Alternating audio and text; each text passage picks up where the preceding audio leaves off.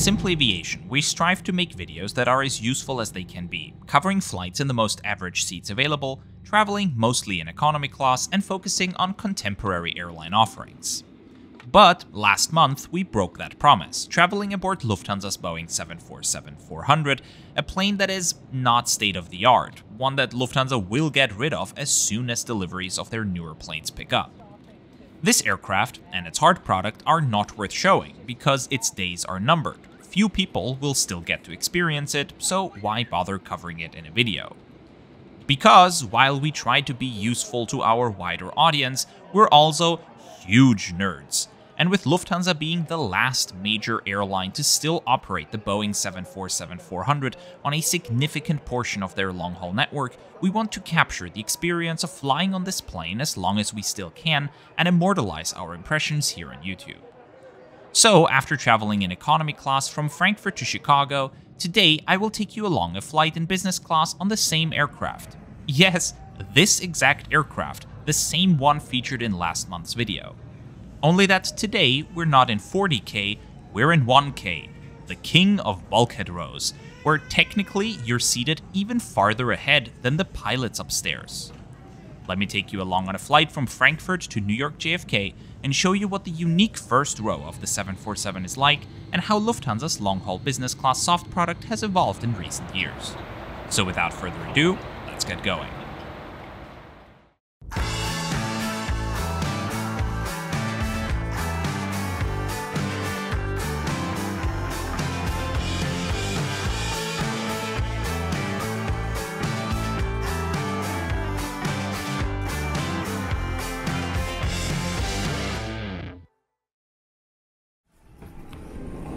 Dankeschön, auf Wiedersehen. Tschüss. Aviation geeks and frequent flyers, welcome to this new episode of our flight review series, Brutally Honest. We've just arrived from Vienna on Austrian Airlines and are now heading to catch our connecting flight to New York, which will depart from a different pier, but won't take us too long to get to. Since we arrived from another Schengen country, we are not required to clear security again here in Frankfurt, saving us some additional time. All in all, this transit took us only around 20 minutes, which is a fantastic time for an airport the size of Frankfurt. This video was filmed in early February, which is as off-season as it can be. And making use of the fact that few passengers are around, Lufthansa renovated one of its lounges in Concourse Z, leading to the other one being quite crowded, making it hard to cover it in a video. But since Lufthansa's business class lounges are impressively consistent, the impressions I recorded on a previous trip of their lounge in Concourse B here at Frankfurt Airport will give a good idea of what Lufthansa business class lounges are like. They are somewhat like a BMW, sleek, elegant, functional, but not ostentatious. They get the job done effectively and reliably. Lufthansa's business class lounges always come with a generous buffet with alternating hot and cold dishes on offer, a good selection of hot and cold alcoholic and non-alcoholic beverages, and a scrumptious selection of nibbles. Shower rooms and a children's play area are available too. Personally, I'm a big fan of Lufthansa's business class lounges. It's an area in which they do consistently well. Now it's time to board our 2001 build Boeing 747-400, registered Delta Alpha Bravo Tango Kilo. It's the exact same jumbo jet we flew aboard to Chicago O'Hare in economy class, a video which is already available to watch on our channel as well, which I highly recommend you check out too if you're curious about what the plane's like in the back. It's one of 8 Boeing 747-400s remaining in Lufthansa's fleet, in addition to 19 of the larger Boeing 747-8s, which will see their cabins being refurbished in the near future, as the Dash 8 will stick around for a few more years. The plane is boarded using 2 jet bridges here at Concourse Z, where we get to use door 1 all the way at the front. Although the label is there, our plane is not fitted with a first class. While the Dash 8 has 8 first class seats in the nose, the Dash 400 used to house them upstairs, where now you'll only find regular business class seats.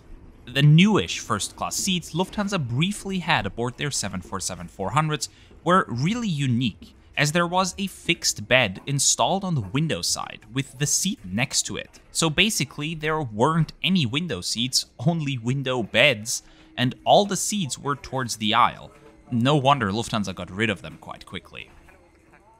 So, on the 747-400, we get to do something business class passengers on the Dash 8 can't: turn left when entering the plane and taking a seat in the nose. 17 of the plane's 67 business class seats are located here, 4 pairs of 2 on each side, plus a single seat in the center. These are Collins Aerospace Diamond Parallel seats, which as of January 2025 are fitted on the majority of Lufthansa's twin-aisle planes. The airline is just getting started refurbishing their entire long-haul fleet, so a few years from now, these seats will be gone. The Diamond Parallel seats come in 2 shapes, either an H shape like the one we're in, or a V shape. The 747-8 is fitted with only V-shaped seats across the entire aircraft, which make them particularly wide. On the A330s, A340s, A350s, and A380s, Lufthansa has H-shaped seat pairs on the sides and V-shaped ones in the center. However, on the 747-400, they employ a unique configuration.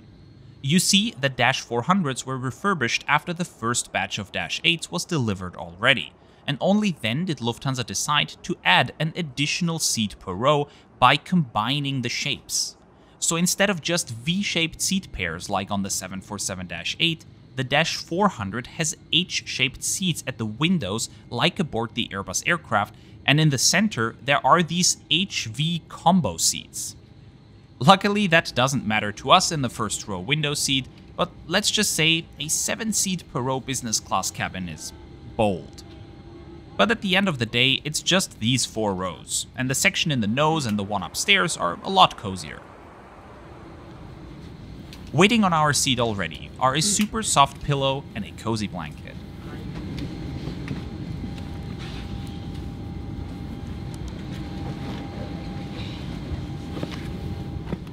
And being 180 centimeters tall, the legroom is very good, and turned into a bed is more than enough for me to sleep comfortably. A pair of slippers is provided too, as is an amenity kit, at which we'll take another look later.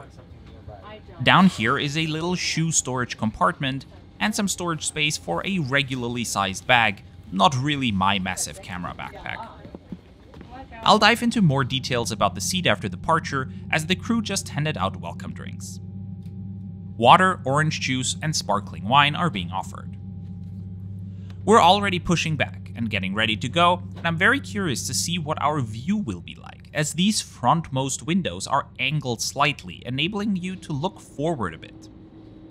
You can see a difference to the regular view, but it's less pronounced than I thought. The engines and wings, by the way, you can't really see from over here at all. But now I'll shut up and let you enjoy our takeoff.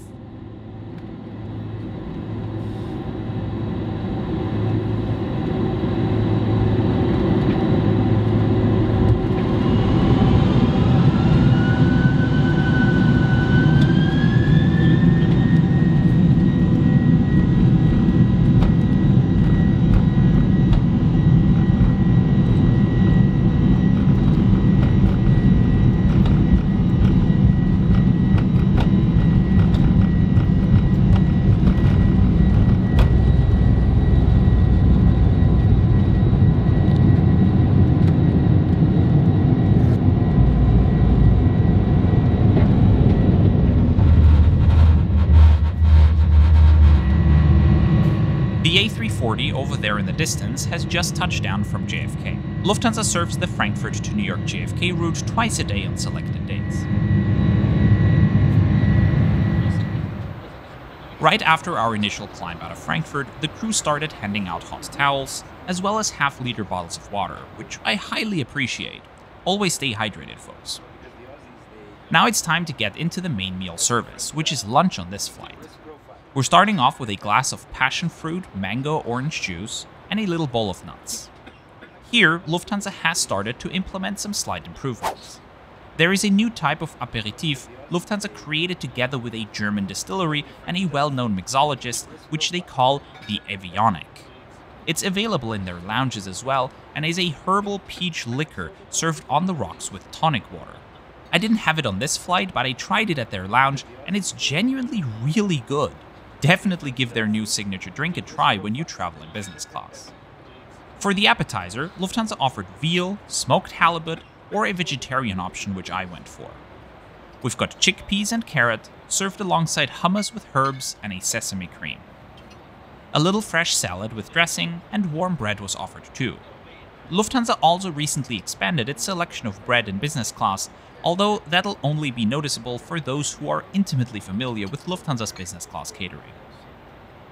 The appetizer was delicious and paired really well with this German Riesling. In business class, Lufthansa offers 6 different wines, 3 whites and 3 reds, as well as the aforementioned avionic cocktail, Heidsieg Monopol Blue Top Champagne, and a standard assortment of spirits and liquors, hot beverages, sodas, beer, including non-alcoholic beer, and a variety of juices.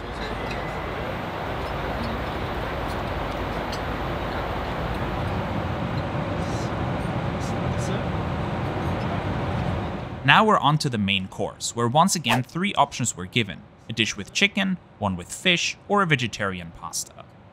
This time I chose the meat dish, roasted chicken served with grilled vegetables and broccolini on carrot cream. Taste-wise, the dish was really good too, and I highly appreciate the creation being light and low in carbs, especially as part of a large meal service where I'm already having more than enough to eat. My only issue was that the chicken was rather dry, alright in combination with the jus, but not that great by itself.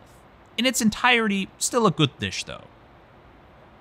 Since I still got a bit of my wine left, I decided to omit dessert and go for the cheese plate instead. From left to right, we've got some crackers, chaume, which is a French cow's milk cheese, montagnolo blue cheese, a piece of gouda, and some goat cheese. Overall, the business class meal service was decent, not groundbreaking, but certainly satisfying. What stood out to me were the airline's inventive compositions, a refreshing departure from the predictable grilled beef you'll find on most other airlines. It was a bit puzzling though how the appetizer was served on a tray alongside the salad and bread plate, but then the rest of the meal was served individually, which is the elegant way to do it after all. Now that we've got some time on our hands, let's take a closer look at the features of our seat. The headrests are movable vertically, and back here you'll also find an adjustable reading light. The sides of the headrest are therefore fixed in place. At the bottom of the center console, each passenger gets their own universal power port. The screens are adjustable, not just up front here, but on all seats, and next to it you'll find a coat hook and a place that holds your eyeglasses. The coat hook in particular, though, isn't all that necessary because the flight attendants proactively offer to take jackets and coats, hanging them neatly in a closet upon boarding. Here in the first row, the literature compartment is at the top. Over here, between the seats, are flat surfaces to put cups and glasses, the control panel for the seat, and beneath, the pull-out table, as well as a little remote control for the in-flight entertainment system. The table can be used half opened or fully opened, and also be turned 90 degrees so you can still get out of the seat. The life vest compartment is down here, as well as 2 USB-A ports. On the window side, there is a removable armrest and another little storage compartment in which you will find the AKG branded headphones and the audio port.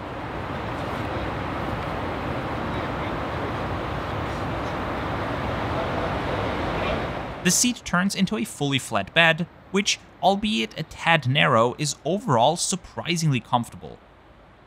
Compared to numerous modern business class seat models out there, you don't have to cram your feet into a small box and have plenty of space.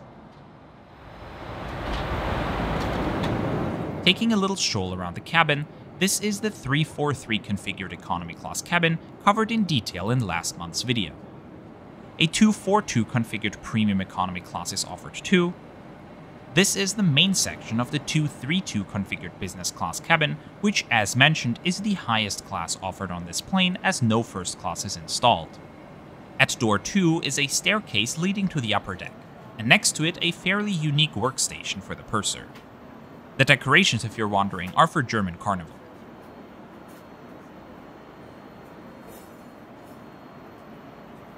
Up here, in the frontmost section of business class, is a quirky solo seat in the center. Just a single seat. In front of that, at the center of this forward business class compartment, is usually a little self-service bar, which was stowed during this shot because it was a bit turbulent right before that. There are usually nuts and chocolates, a real flower, and a little electric candle. Upstairs, there is a big galley too, and next to the staircase you can see the closet where they hang coats and jackets of business class passengers and fellow crew members. Down here is an old school feature that isn't in use anymore, the magazine and newspaper rack.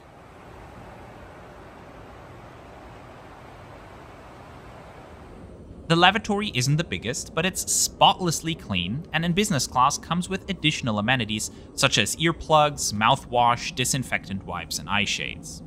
There's also a changing table, hand and face towels. The amenity kit provided to business class passengers comes as this large cushion shoe bag, which gives it a super useful purpose after the trip. I really like that idea. Inside you'll find a mint, some covers for the headphones, a toothbrush and toothpaste, some comforting cream and precious cream, and a pair of socks.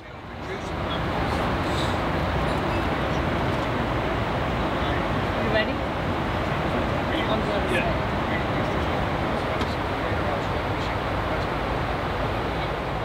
For entertainment on this flight, each passenger gets their own screen, with Safran's Rave entertainment system at their disposal.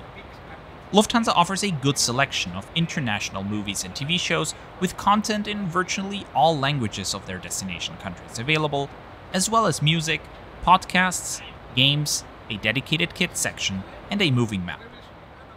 Wi-Fi was offered for purchase.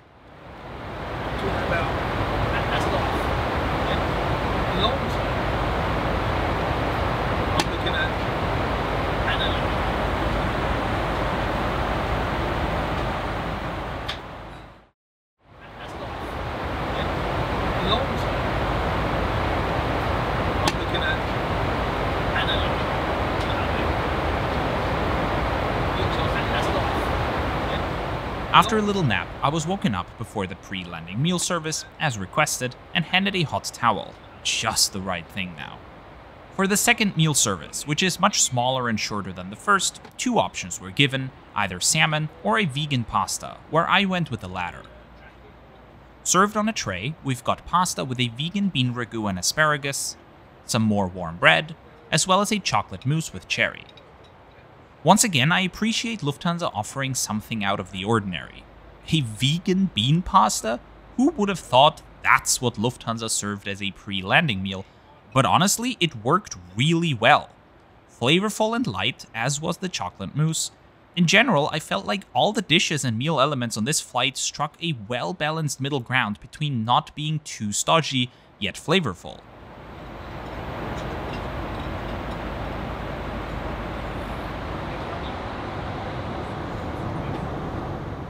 As we're getting closer to New York, reflecting on the entire journey, I keep wanting to compare the experience to driving a German car. To me, Lufthansa's business class is like a BMW or an Audi. It's reliable, elegant, it can be somewhat inconspicuous, but it delivers well where it matters. The lounges are solid, the seats are good in some ways, but I think most of us are looking forward to their new business class seats becoming more widely available. The crews are always very efficient and dependable. The onboard catering is fine too. It was really fun watching how widely criticized Lufthansa was over the past decade for a whole host of poor decisions and exaggerated self-praise. However, the fact is, they came down from their high horse and are improving in the areas where it matters, and left me, overall, completely satisfied with today's journey. I don't think Lufthansa has to hide anymore when it comes to their business class. They are, once again, a good choice in my eyes, in spite of the distinct lack of a wow factor, which at the end of the day is not Lufthansa, that's just very German. I didn't say it's a Porsche, it's a BMW, and that's good. And with that, welcome to New York's John F. Kennedy International Airport.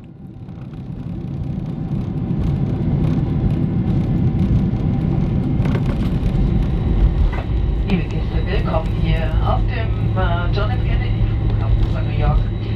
Bitte bleiben Sie so lange angeschnallt sitzen, bis wir die Parkposition erreicht haben. Und die Warnscheinzeichen ausgeschaltet worden sind. Öffnen sich dann erst die Gepäckfächer. We're about to arrive at Terminal 1, where Lufthansa operates out of, alongside their subsidiaries Austrian, Brussels, and since last year also Swiss, which for the longest time was by themselves over in Terminal 4, but is now in Terminal 1. Thank you very much for watching and coming along on today's journey. I hope you have enjoyed this video and will join us on another trip soon. As always, we want to extend special thanks to all those of you who support us with a paid channel membership. But whether you are a channel sponsor, a subscriber, or are simply stopping by for this one video, thank you very much for watching and coming along. I'll see you again for a new video next week, and until then, safe travels.